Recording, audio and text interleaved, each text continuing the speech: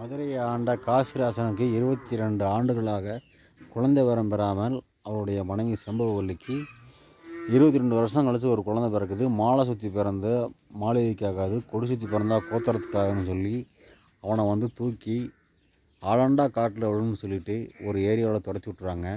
அந்த நாளில் வந்து பார்க்கையில் செல்லியும் சின்னானும் அங்கே பட்டை வெட்டு போய்கிட்டு இருக்காங்க. சக்கிலி இனத்தை சேர்ந்தவர்கள் அந்த குழந்தைய வந்து எடுத்து வளர்க்குறாங்க. அதுக்கப்புறம் பார்த்தீங்கன்னா எடுத்து கொண்டு வந்து ஆளாக்கி வச்சுட்ருக்கையில மதுரையில் ஆண்டதை பொம்மை நாய்க்கிறதுக்கு வந்து ஒரு குழந்தை பிறக்குது. அந்த பொம்மையை மேலே பாதுகாக்க சக்கிலிங்க தான் ஊர் பொதுமரமாக இருக்கிற குடிசையில் வந்து தங்க வச்சுருக்காங்க 32 நாளாக.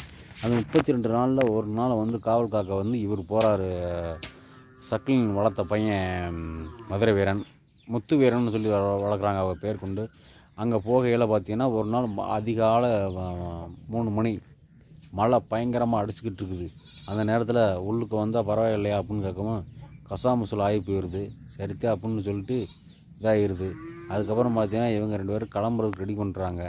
அந்த கட்டத்தில் அவர் வந்து காசிராஜன் வந்து என்னையா அப்படி ஆகி போச்சு அப்படின்னு பார்த்துக்கிட்டு நம்ம உள்ளதான் சரித்தே அப்படின்னு ஒரு தீப ஆதாரண ஒரு விளக்கு காமாட்சி விளக்கு கொடுக்கையில் கட்டி இணைச்சி பிடிக்கிற ஒரு மதுரை வீரன், அது முத்து வீரன். அவன் முத்து வீரன் பிடிக்கல, அப்படியே கையா மேலே ஆகி போயிடுது. இப்படிலாம் பண்ணக்கூடாதா, நீ ஏடா எடுபோட சாதிக்காரு அப்படின்னு சொல்லி திட்டையில் இவன் வந்து என்ன பண்ணுறேன், அந்த பொருளை கூட்டிட்டு காவேரிப்பட்டினத்துக்கு வந்துடுறாரு. அப்போ திருமலை நாயக்கர் ஆண்டு வந்து திருச்செங்கோடு வரைக்கும் ஆள்றாரு.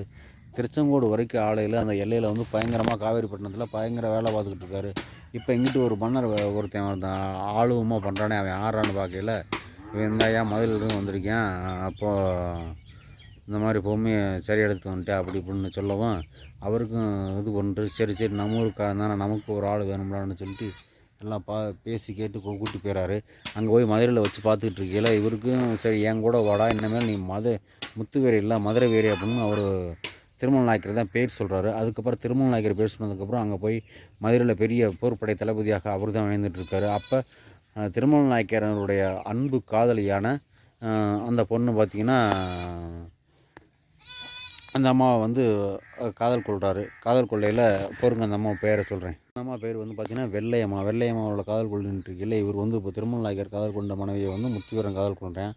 இது கோபம் அடைஞ்ச மாதிரி மாபெரும் திருமலை நாயக்கர் வந்து என்னடா நான் கட்டின பிள்ளையோ நீ இப்படி பார்க்குறியா அப்படின்னு சொல்லி வெட்டி செதலம் அடைஞ்சு அந்த 18ஆம் படி கருப்பு பதில் வெட்டி எரிஞ்சு தலை துண்டாக வெட்டி போகிறாரு.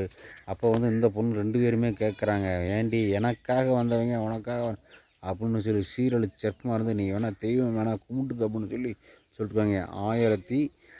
1416